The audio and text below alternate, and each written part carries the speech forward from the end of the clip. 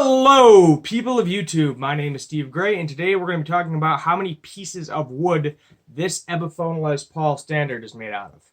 Front, back. So let's start with the neck. So on the neck, providing you can see it through the camera, if you look right here where my finger is rubbing my middle finger, sorry for giving you guys the finger, there is what is called a heel joint. The neck itself there's one big piece here, and then if you look at the top of the neck, that is what is called a scarf joint. So bare minimum, including the fretboard, the neck itself is 4 pieces of wood, because the fretboard is its own piece of wood as well. So now let's move on to the body of the guitar. So right here is the back, most likely 2-piece mahogany. If you look down the basically where the strap lock is, or strap button, whatever you prefer to call it, there is a small seam right in that general area, showing that it is at least bare minimum 2 pieces of wood. Also, the top itself is, if you look right down the middle, kind of line up where the strap button is, that is also 2 pieces of wood as well. So, bare minimum, this guitar is 4-piece neck and 4-piece body. So there's 8 pieces of wood right there in itself. However, Epiphone actually has what is called a veneer on several pieces of this particular guitar. Because this guitar is a natural guitar, on the back anyway, you see the wood and everything. Just the top is like painted a nice color. Honeyburst is the name of the color if you're looking to figure out what that color is. The back, by the looks of it, it's very hard to tell. If you look just at the edge, you can kind of see the line. I'm going to see if I can get really close to the camera here. I'm hoping you guys can see this. You might not be able to with the camera. But basically, that is called a veneer.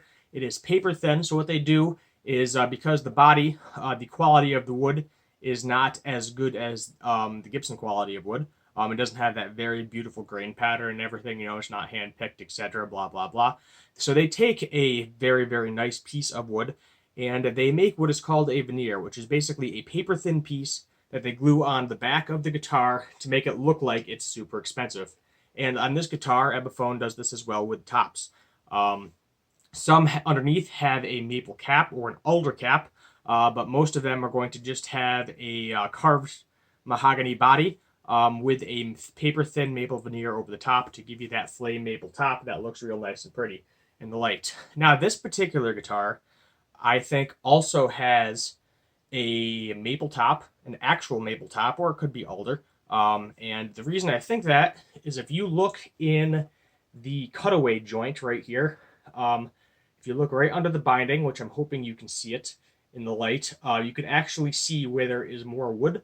But at the same time, I could be wrong. That might just be binding that hasn't been scraped away by the paint. But based on what I've seen from Gibsons, there is always a small piece of the cap that does not have binding on it. So I believe this guitar has a maple or alder cap on it as well.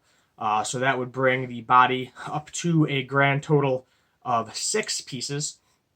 So 2-piece, sorry, actually more than that, because you got 2-piece veneer, 2-piece actual body, 2-piece top most likely, and then 2-piece veneer. So actually 8 pieces of wood are potentially in the body of this guitar. I also think that if you look at the back of the headstock, see how that's the really nice wood grain as well? Because this is a flat area, I would not be surprised if they threw a piece of maple veneer, or sorry, mahogany veneer, on the back of this headstock as well, making it actually a 5-piece neck, not a 4-piece neck.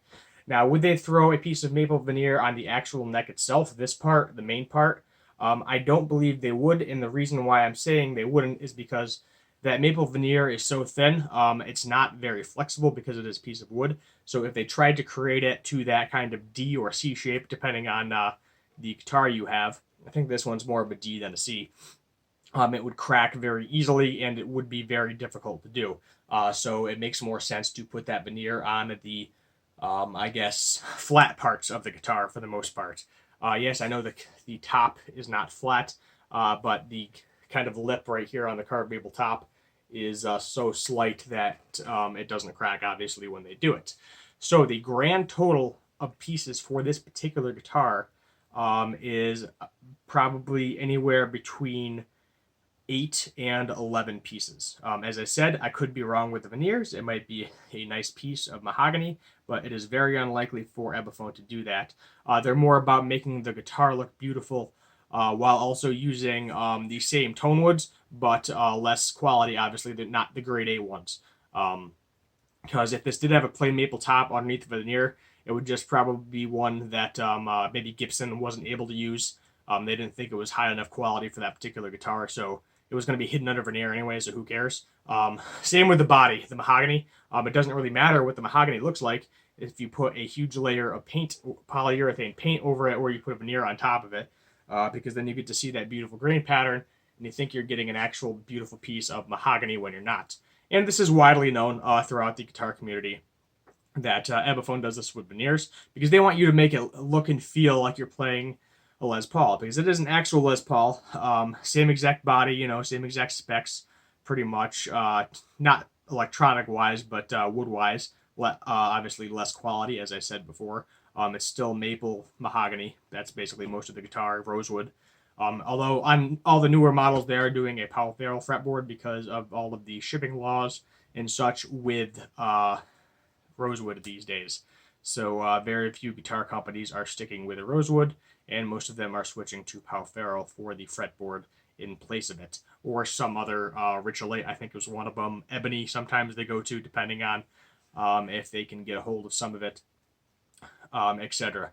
But this particular model was made in 06, and that's pretty much it's the same factory that pretty much all Epiphone Les Pauls are made of today as well in China. So are they doing this on modern guitars, 11-piece guitars, we'll say? Most likely. It's hard to tell, especially when it has a solid color. Like if it's solid white, solid black, you can't see through the wood, you have no idea. There won't be a veneer on it, most likely, if they do that, but the natural ones definitely going to put a veneer on to that, so that way you can get that crazy beautiful wood grain, and makes you feel like you're playing a Gibson Les Paul at a lot less expensive price. Another way also to tell is if you have an actual maple cap. It's easy and annoying because you got to take all the strings off the guitar and you got to unscrew the pickup and pop it out. I am not going to be doing that in this video. I have done it before, so I do know that there is either a maple or alder cap on this guitar. I don't know which one it is because they are both very light woods. It's very hard to tell which is which. But I like to believe it's maple, but I believe alder is technically a cheaper wood, so it would not surprise me if they used alder as opposed to a maple cap. So, my name is Steve Gray. Please subscribe, comment down below if you want me to do something for a video. Leave a like, turn on that notification bell, so that way you know when I am making new videos.